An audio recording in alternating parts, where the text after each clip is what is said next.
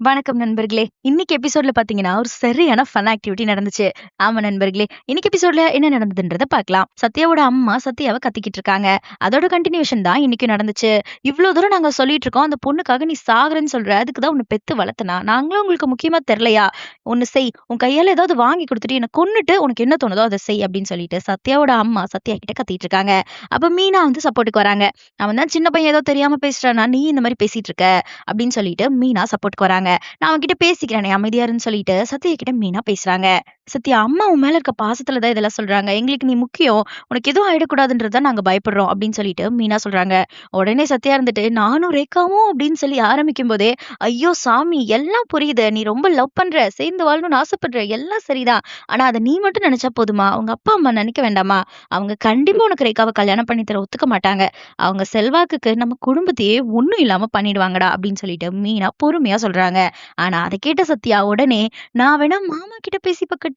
அப்படின்னு கேட்ட உடனே, "டேய் டேய் சும்மா அவர இத இழுத்து விடாத. மீனா நிம்மதியா வாழ்ந்துட்டு இருக்கா. இவ வாழ்க்கையில ஏதாவது பிரச்சனை வந்துரும்." அப்படின்னு சொல்லிட்டு அவங்க அம்மா சொல்றாங்க. "இரும்மா நான் பேசிக்கிறேன்னு" சொல்லிட்டு மீனா பேசும்போது, சத்யா, "அவர் குடுக்குற தைரியத்துல தான் நீ இப்படி பண்றன்னு எனக்கு நல்லா தெரியும். அவர் எல்லா விஷயத்தையும் எடுத்தோம் கவுத்தோம்ன்னு பண்ண பாப்பாரு. பின்னாடி வர விளைவுகள யோசிக்க மாட்டாருன்னு" சொல்லிட்டு, அவருக்கு ஒரு இடிய போற போக்குல இடிச்சிடுறாங்க. அவர்கிட்ட "இனிமே நீ இந்த விஷயத்த பத்தி பேசாத. நாங்க சொல்றத மட்டும் கேளு. ரேகாவ மறந்துட்டு உன் வாழ்க்கைய மட்டும் பாருன்னு" சொல்லிட்டு மீனா சத்யாக்கு அட்வைஸ் பண்றாங்க. இதோட இந்த சீன் முடிஞ்சிருச்சு. நெக்ஸ்ட் பாத்தீங்கன்னா ரோகிணி மனோஜ்காக வெயிட் பண்றாங்க. என்ன இன்னும் அவன காணோம்? ஈவென்ட் ஸ்டார்ட் ஆக போதே அப்படின்னு சொல்லிட்டு இன்னும் ஃபோனும் எடுக்க மாட்றான் அப்படின்னு சொல்லிட்டு ரோகிணி ஃபீல் பண்ணிருக்காங்க. அப்ப ஈவென்ட் ஆர்கனைசர் வந்து ரோகிணி கிட்ட கேக்குறாங்க. "என்ன நீங்க மட்டும் நிக்கிறீங்க? ஹஸ்பண்ட் வரலையா?" அப்படின்ட்டு. "இல்ல அவருக்காக தான் வெயிட் பண்ணிட்டு இருக்கேன். ஆன் த வேல இருக்காரு" அப்படின்னு சொல்லிட்டு ரோகிணி சொல்றாங்க. "ஓகே சீக்கிரமா வர சொல்லுங்க. நீங்க 2 பேரும் சேர்ந்து பண்ற பெர்ஃபார்மன்ஸ்ல தான் உங்களுக்கு அவார்டே கிடைக்க போகுது. ஷோ ஸ்டார்ட் ஆக போகுது" அப்படின்னு சொல்லிட்டு அந்த ஈவென்ட் ஆர்கனைசர் ரோகிணி கிட்ட சொல்றாங்க. அப்ப ரோகிணி யோசிக்கிறாங்க. "ஏன் இவன் என்ன இப்படி பண்ணிட்டு இருக்கான்? வரலனா ஆன்டர்பிரினர் கப்புல் அவார்டும், பிசினஸ் ஃபண்டிங்கும் கிடைக்காம போயிடுமே" அப்படின்னு சொல்லிட்டு ரோகிணி இங்க டென்ஷன்ல இருக்காங்க. இன்னொரு சைட் பாத்தீங்கன்னா, முத்துவும் அவரோட ஃப்ரெண்டும் பேசிட்டு இருக்காங்க.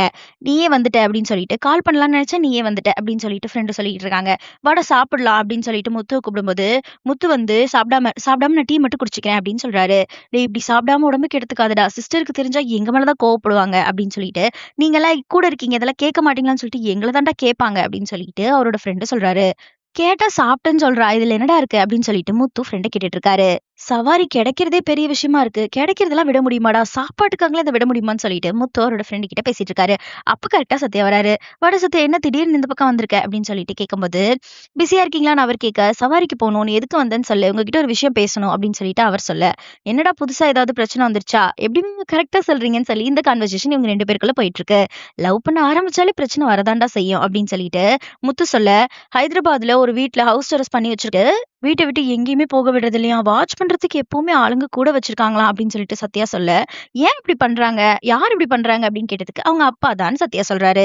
உடனே முத்து இருந்துகிட்டு, "ஓ! இதெல்லாம் நடக்கிறது தான்" அப்படின்னு சொல்ல, "என்னமாமா இப்படி சொல்றீங்கன்னு?" சத்யா கேட்க, "ஆமாடா, பொண்ண பெத்து, பொத்தி பொத்தி இத்தன வருஷமா வளர்த்துட்டு, நீ போய் கேட்ட உடனே இந்தா கையில புடிச்சுக்கோன்னு சொல்லி குடுத்துருவாங்களா?" அப்படின்னு சொல்லிட்டு முத்து கரெக்ட்டா கேட்கிறாரு. சத்யா நடந்த எல்லா விஷயங்களையும் சொல்றாரு. ரேகா கிட்ட பேசும்போது, அக்கா எல்லாம் சொன்னது, மீனா திட்டுனது, அண்ட் அவங்க அம்மா திட்டுனது எல்லாத்தையுமே சேர்த்து முத்துக்கிட்ட சொல்றாரு. இனிமே ரேகா கிட்ட நீ பேச வேண்டான்னு அக்கா சொல்ட்டாங்க அப்படின்ற மாரி ரொம்ப சோகமா சொல்றாரு. அதுக்கு முத்து இருந்துகிட்டு, அவ பயத்துலயும் ஒரு நியாயம் இருக்கு தானே. ரேகா வீடு பணக்கார குடும்பம். அதுவும் அந்த சிந்தாமணி கொஞ்சம் வில்லங்கமான ஆள் தான். தொழில்லயே அவ்ளோ ரவுடித்தனம் பண்ற பொம்பள. இந்த விஷயத்துல சும்மா இருப்பாளா? அப்படின்னு சொல்லிட்டு முத்து கரெக்ட்டா கேட்கிறாரு. "நீங்க தான் மாமா எனக்கு ஹெல்ப் பண்ணணும். ரேகா இல்லாத வாழ்க்கைய என்னால நெனச்சு கூட பார்க்க முடியாது" அப்படின்னு அதே பிட்ட இங்கேயும் போட்டுட்டு இருக்காரு. அப்ப முத்து என்ன சொல்றாருன்னா, "டேய் என்னடா கண்லாம் கலங்குற? நீ ஒண்ணு செய், முதல்ல போய் ரேகாவோட அப்பா கிட்ட பேசு" அப்படின்னு சொல்லிட்டு சத்யாவுக்கு கொம்பு சீவி விடுறாரு. சத்யா பயப்பட, "என்னடா லவ் பண்ண தெரியுது, பொண்ணோட அப்பா கிட்ட போய் பேச தெரியாதா? அவங்க அப்பா கிட்ட போய், உங்க பொண்ண நானும் லவ் பண்றோம். உங்க பொண்ண கல்யாணம் பண்ணி குடுங்கன்னு கேளுடா" அப்படின்னு சொல்லிட்டு சத்யாவ கொம்பு சீவி விடுறாரு முத்து. அவர் கண்டிப்பா கோவப்பட தான் செய்வாரு. அதுக்காக சொல்லாம இருக்க முடியுமா? "நீ போய் சொல்லு. அதுக்கு அவர் எப்படி ரியாக்ட் பண்றாருன்னு பார்ப்போம்" அப்படின்னு சொல்லிட்டு முத்து சத்யா கிட்ட சொல்றாரு. "நீங்களே போய் பேசுங்க மாமா" அப்படின்னு சொல்லிட்டு முத்துவ கேட்கவும், "இவ்ளோ விஷயத்த நீ தான்டா பேசணும்" அப்படின்னு சொல்லி முத்து அவர தைரியம் சொல்லி அனுப்பி வைக்கிறாரு. பணக்கார வீட்ல சம்மந்தம் பேச போறது தேன்கூட்ல கல்ல எறியுற மாதிரி அப்படின்றது தெரிஞ்சும் முத்து வந்து சத்யாவ அனுப்பி வைக்கிறாரு. இந்த சைட் பாத்தீங்கன்னா, மனோஜ் வந்து பயங்கர ஆபீசர் மாரி ரெடி ஆயிட்டு இருக்காரு. கரெக்ட்டா அவங்களோட அம்மா வராங்க. "என்னடா மனோஜ், ஆபீசர் மாதிரி அழகா ரெடி ஆயிட்ட. எங்க கிளம்பிட்டு இருக்க?" அப்படின்னு சொல்லிட்டு மனோஜ பார்த்து அவங்க அம்மா கேக்குறாங்க.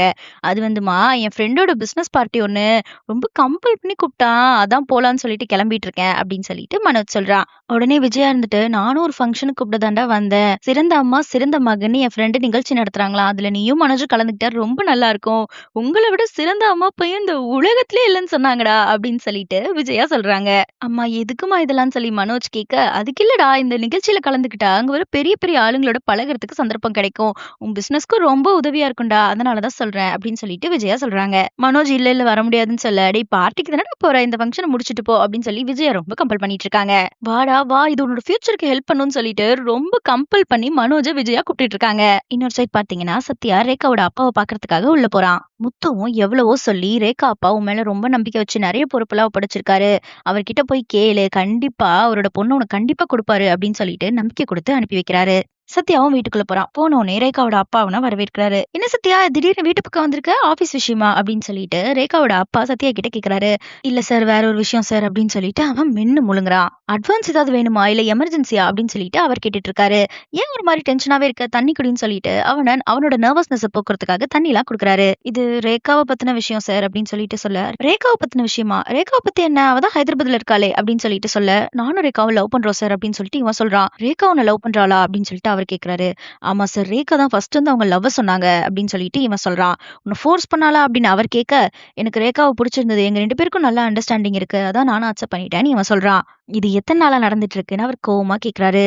உன் ஓனரா இருக்க என்ன உன் மாமனாரா இருக்க பாக்குற அப்படிதானே சொல்லிட்டு அவர் கோவமா கேட்டுட்டு இருக்காரு. அப்படிலாம் கிடையாது சார், ஸ்டார்டிங்ல இந்த மாதிரி இன்டென்ஷன் எதுவும் இல்ல. ஆனா போக போக ரேகாவோட கேரக்டர் எனக்கு ரொம்ப பிடிச்சிருந்தது, ரேகாவுக்கும் என்ன பிடிச்சிருந்தது, இப்ப நாங்க 2 பேரும் மனசார லவ் பண்றோம் சார் அப்படின்னு சொல்லிட்டு சத்யா சொல்றான். அப்போ அவர் என்ன சொல்றாருன்னா, முதல்ல ஒரு விஷயத்த நான் பாராட்டுறேன், என்கிட்ட தைரியமா வந்து சொல்லியிருக்க, அதை நான் பாராட்டுறேன். ஆனா இந்த தைரியம் உனக்கு தானா வந்த மாதிரி தெரியலையே, யார் கொடுத்ததுன்னு கரெக்டா கேக்குறாரு. இவ்வளவு பெரிய பிசினஸ் பண்றவருக்கு இதை கூட கெஸ் பண்ண முடியாதா, யார் உனக்கு தைரியம் சொல்லி அமைச்சதுன்னு கேட்க, அவர் என்னோட மாமான்னு சொல்ல, உன் மேல அவருக்கு இருக்க அக்கறை எனக்கும் என் பொண்ணு மேல இருக்கும் இல்லையா, நீ இவரும் கேக்குறாரு. நீ லீவ் கேட்டிருந்தா கொடுத்திருப்பேன், இல்ல அட்வான்ஸ் கேட்டிருந்தாலும் கொடுத்திருப்பேன், ஆனா நீ கேக்குறது என்னோட ஒரே பொண்ணு அப்படின்னு சொல்லிட்டு ரேகாவோட அப்பா சொல்றாரு. நான் இத்தனை வருஷமா சம்பாரிச்சது எல்லாமே என் பொண்ணுக்காக தான், நீ வந்து கேட்ட உடனே என்னால ஒரு முடிவு எடுக்க முடியாது இல்லையா, எனக்கு கொஞ்சம் டைம் கொடு அப்படின்னு சொல்லிட்டு சத்யா கிட்ட ரேகாவோட அப்பா டைம் கேக்குறாரு. அதுக்கப்புறம் சத்யாவும் முத்துவும் பேசிக்கிறாங்க. என்ன நடந்தது அப்படின்றத சத்யா எக்ஸ்பிளைன் பண்ண முத்துவும் கேட்டுட்டு இருக்காரு. அடுத்து என்ன ஸ்டெப் எடுக்கணுமோ அதை எடுப்போம், பாத்துக்கலாம் விடு அப்படின்னு சொல்லிட்டு 2 பேரும் கிளம்பி போறாங்க. இன்னொரு சைட் பாத்தீங்கன்னா விஜயாவும் மனோஜும் கரெக்டா ரோகிணி என்ன ஃபங்க்ஷன்ல இருக்காங்களோ அதே ஃபங்க்ஷனுக்கு வராங்க.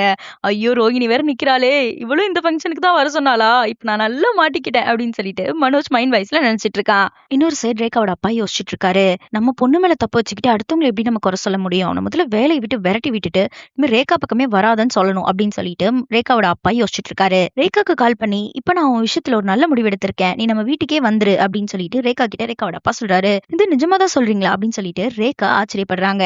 அதோட தான் இன்னைக்கான எபிசோட் முடிஞ்சிருக்கு. சோ நாளைக்கு என்ன நடக்குது அப்படின்றத பார்க்கலாம். ரேகாவோட அப்பா என்ன முடிவு எடுக்க போறாரு, கண்டிப்பா சத்யாக்கு கல்யாணம் பண்ணி கொடுக்க மாட்டாருன்றது தெரியும். சோ என்ன முடிவு எடுக்க போறாரு அப்படின்றத பொறுத்து இருந்து தான் பார்க்கணும்.